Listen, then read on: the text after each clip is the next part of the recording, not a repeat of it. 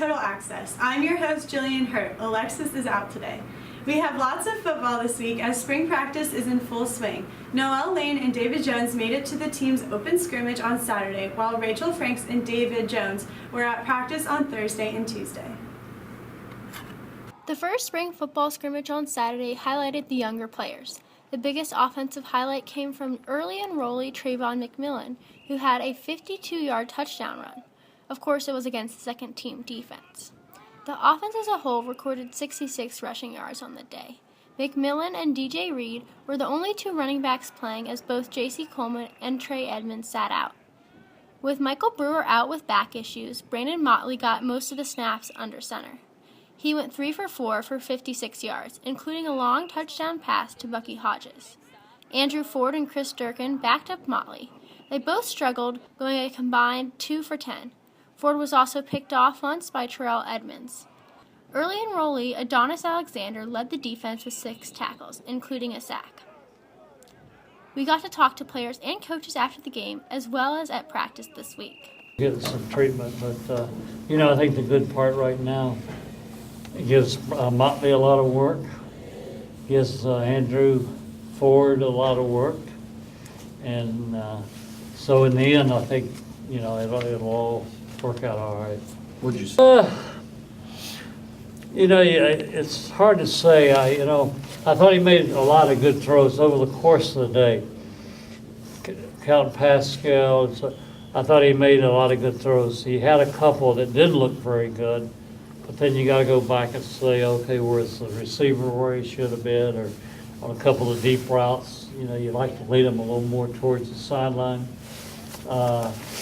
But I think we got to go back and evaluate that. But overall, I thought he was okay. I think generally speaking, I liked our effort out there. I tell the guys, you keep giving great effort and we'll get better. This team will. I've said all along, I like this football team and still feel the same way. I think we got a chance to everybody get better, and then we'll be a really good football team. Yeah, I mean, he's just had some back spasms here lately. I don't think it's anything related to what he had before when he was at Texas Tech, but we're just taking all the precautions that we can. He's doing a lot of core stabilization. We did an MRI that was basically showed the same thing when he was in Texas. So it's not really a concern of ours. I think Coach is trying to get some more reps from Motley at this point, but it's not like it's a setback or anything, just typical low back strain. They've been, our first group of guys are playing really, really well. Our second tackles have been playing really, really well, too. I really like where Vinny Mahota's coming in and Ricky Walker. And Steve Sopchek's improved. Now, he went down. I don't know if he came back in there or not today. But you guys have to excuse my voice. It's shot, so. But anyway, I've been pleased with our interior play and our first group of ends. Seth Dooley's really taken big strides, which is encouraging for us. And, Nijman's light years away from where he needs to be, but it was getting better. And it's the same way with, you see some good things out of Melvin Kane, but, he's a young player, so. We ran hurry up last year at times, so we're not going to be stagnant. We're not going to just be a hurry up team. We're just not going to be a no huddle team this year. We're just not going to line up in 2x2 and 3x1 like we did last. We had to be simple because of the youth. We're going to expand and trade, shift, motion, and go no huddle when we can, and just not be stagnant. Well, coming out my redshirt year, I've been playing with a chip on my shoulder, as I just want to go hard every play and just show coaches that I can do this. And there's a whole lot of competition this spring, and all of them, they're my brothers in the D block, and we're just out there competing every day, and it's really fun just competing every day with your brothers. I think I played well. I think I handled certain situations pretty well. Obviously there's plays you wish you had back, and that's what spring's for. Just learning from your mistakes and getting better each and every day.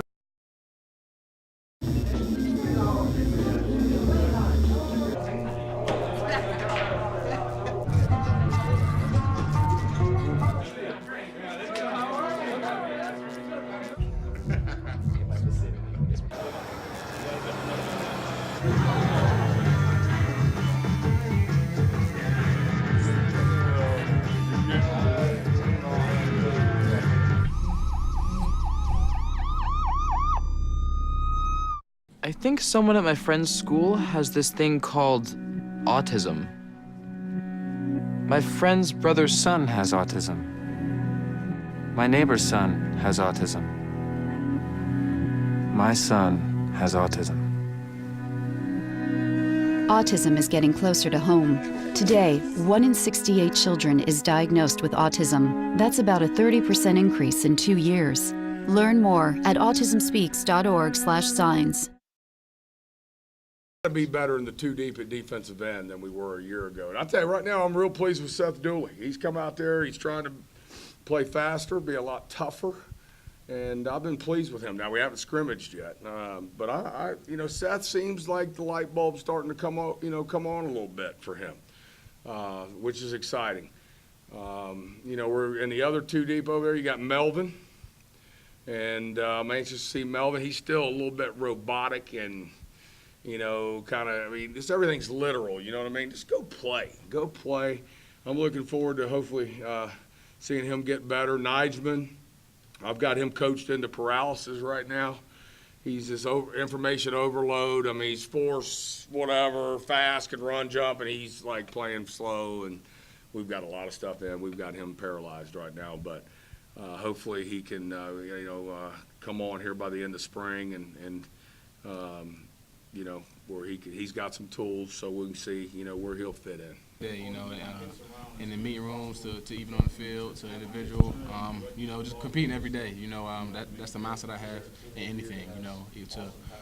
To anything from school to football, man. But we definitely work to get each other better. Coach Wiles is getting us right, and we're just going out there and performing. Chuck's at corner. I want to roll him and Riley's son between boundary corner and free safety because Chuck, you never know how an injury's going to go or if you get Brandon back or not. So I'm just trying to have some flexibility and do some things with some guys this spring. And, Chuck could be free safety come fall. He could be corner come fall depending on who's hurt or who comes back. Or he could be the nickel come fall. So Chuck's done those other things. The only thing he hasn't done is safety. But right now Riley's learning safety. So, I got to get Riley more reps because he'll need more reps than Chuck to probably be pretty good at it. So just kind of trying to measure and balance those things out. Frustrating, to be honest. It's been frustrating because, coming in as a freshman, I was expecting, and hoping, and praying and dreaming about having a fantastic career, and not saying that I can't end with that, I don't know what this coming season is going to be like, but it has been frustrating. But like I said, I put that all behind me, and it's in the past, and now I'm just looking forward. I think he's had a really good 2 weeks, 3 weeks, whatever it's been out there of practice. He's off to a good start. He's running physical. He's running hard. I think he's still trying to get his speed back to where it was, maybe. But I think he's looked really good, and he and JC have really, really been solid here these first practices. What did you think of it? Man, a lot. Just watching last Saturday, it gave me a chance to sit back and just look at things, from the outside in. But I was definitely over there shaking, anticipating, just wanting to get in the game. And a lot of guys stepped up and made some big plays. A lot of young backs, they really opened up some eyes, and it looks good, And I just think that we're just going to go up from there. Kind of a little bit of both. We're thin at receiver. Obviously, with some guys that we were counting on being here for spring practice that aren't here, we're extremely thin there. We got some guys that are battling some injuries at receiver right now. So after Cam and Isaiah, it got really, really, really thin after that. So it's an opportunity for us to add some depth at receiver. Joel's a guy that catches the ball really well. We do have a lot of running backs. I don't know if his days at running back are completely over. It's just kind of a thing, hey, we got some time to experiment here in spring practice.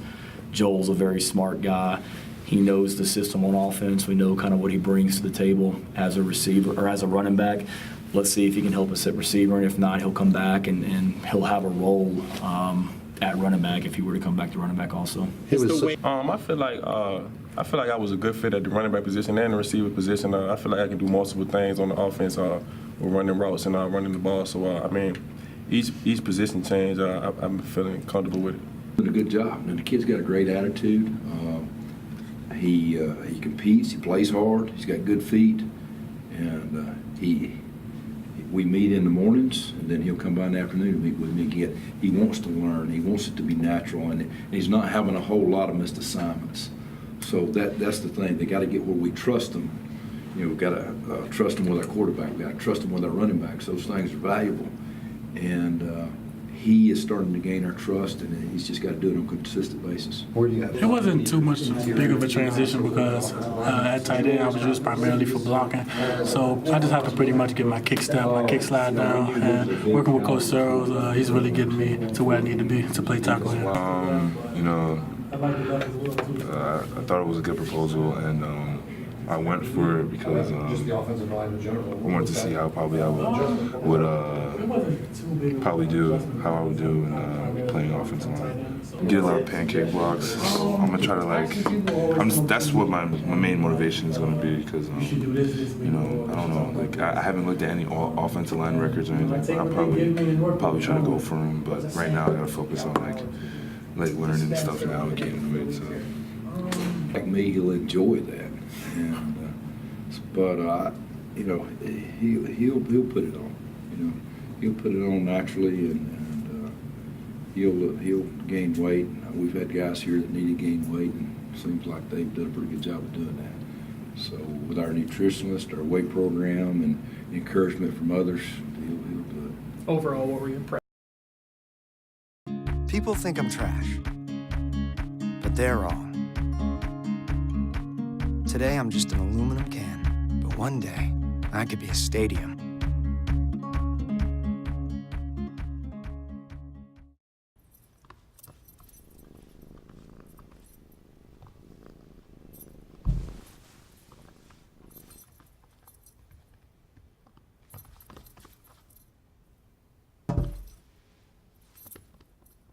There's a shelter pet who wants to meet you. Meet one today. Visit theshelterpetproject.org. Adopt. So after a few jumbled weeks, R&R is back with Ricky and Russell. What do you guys have for us today? Football's in full swing with their spring practice schedule. They had their first scrimmage. What were your thoughts on that? Well, the defense outplayed the offense, in my opinion. I mean, although this was just kind of a controlled scrimmage, not really a real game, the defense definitely looked stronger than the offense, which is kind of what you expect from Tech. Someone who really stood out to me is Adonis Alexander. He's a freshman, just graduated high school, and he's playing with us now. He had 6 tackles and 1 sack. He's a good athlete, really has a nose for the ball. I think he can help fill our void at safety. Yeah, and I think the biggest thing with him, he's so versatile. I mean, he can play corner, he can play safety, he can play rover. I think they were, for a little bit, looking at him at the whip spot, the whip linebacker. So, I mean, having someone that talented and who's that versatile really is going to help them moving forward. And I think one of the reasons the offense didn't have as much success as you would hope is Michael Brewer was not playing. He had that lower back strain. He did practice after the scrimmage, but I think that they need him healthy, and I think that him sitting out is probably not a bad thing.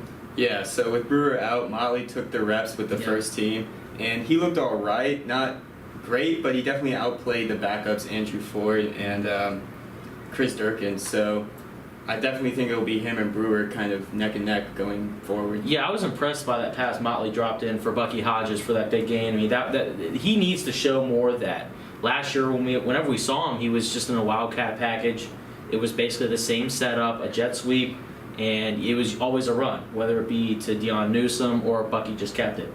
Or excuse me, not Bucky, Brendan Motley just kept it. So he needs to show that he can throw and hurt people with his arm. And if he does that, I think Michael Brewer might be in trouble. Yeah, absolutely.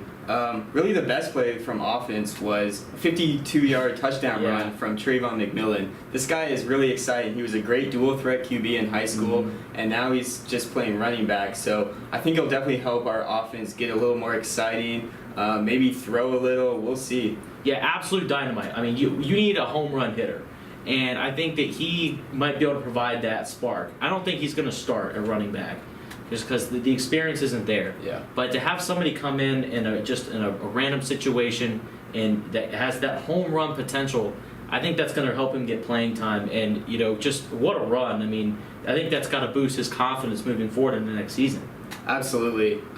Like you said, I mean, J.C. Coleman and Trey Emmons both didn't play, so we'll keep an eye on them and see what they can bring us this spring going into next year. And obviously the QB competition is kind of really interesting to keep an eye on going forward. Yeah, I have big hopes for Trey Edmonds. I was a big fan of his freshman year, and then he breaks his leg. I mean, he's got so much talent, and he's such a big guy that he should really be able to dominate college linebackers and safeties. So if he can get healthy and get his rhythm back, I think that he might end up just winning the job outright. Yeah. All right, so for softball, of course, they got a sweep over an ACC rival, Louisville, who was at the top of the ACC. You know, what kind of surprised you in those 3 games? I wasn't really surprised because I like our softball team. I think we have the potential to do this. Yeah. After last weekend when we just got embarrassed by Notre Dame, this was a great way to bounce back. Yeah. 2 of those wins were shutouts, so we just showed a real strong overall effort. Yeah, and I think for the pitching staff to get shutouts against that Louisville lineup was really big. Coming into the series, Louisville didn't have a hitter hitting under 300, and they had several hitters hitting over 400. I mean, they were stacked, 1 through 9. And for them to have 2 shutouts, Kelly Hines, ACC Pitcher of the Week, I mean, that I think gives them a lot of confidence moving forward, gets that kind of bad taste out of their mouth. Yeah, Kelly and Maggie Tyler were both just phenomenal. And one player who I really liked was Lauren Gaskell. She's been batting very strong lately. She had 3 hits in one of those games against Louisville, and the other 2 games she scored. So I expect her to really finish her senior season off strong here. And the one thing with Lauren, too, is she does it in the field. She's not just a hitter. She goes out there. She made several diving plays, a couple double plays. She's a vocal leader for this team, and being a senior, I think that that's really going to help this team as they, you know, keep in that ACC stretch and try and dig their way out of this hole that they're in. Yeah. So to get these 3 wins over Louisville, who is at the top of the ACC, that really helps Tech moving forward as to try and qualify for the ACC tournament, which happens to be in Blacksburg. Yeah, it's critical that we do well to finish off the season and hopefully do well in this tournament, which we're hosting. We want to do well as the home team. Yeah, they were 3-8 coming into this 3-game set. Now they're 6-8. They look much better. And granted, they've played a very tough schedule in the ACC. They've played pretty much all the top teams. Florida State, who's ranked, Notre Dame, North Carolina, Louisville. And, you know, for them to be about 500 isn't where exactly you would want to be, but it's not too bad. Yeah. So for baseball, they dropped 2 out of 3 against Georgia Tech, and it seems like they play well against good teams. They just can't get the job done. Yeah, I don't know what it is.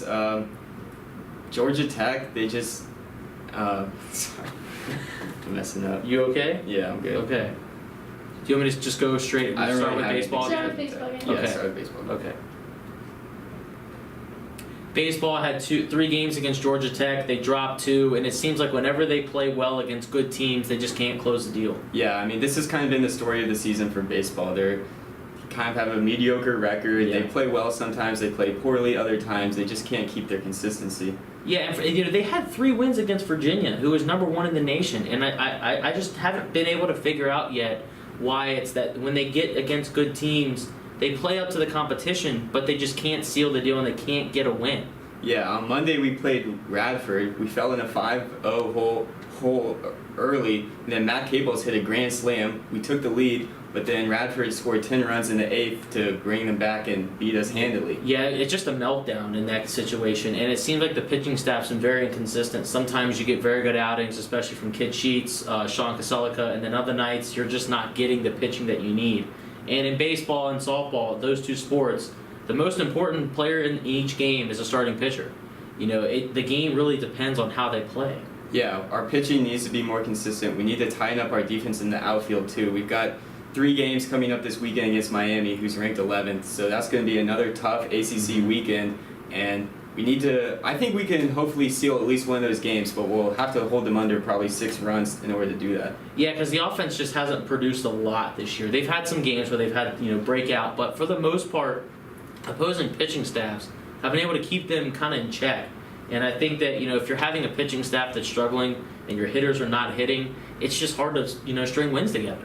Yeah, absolutely. Good job.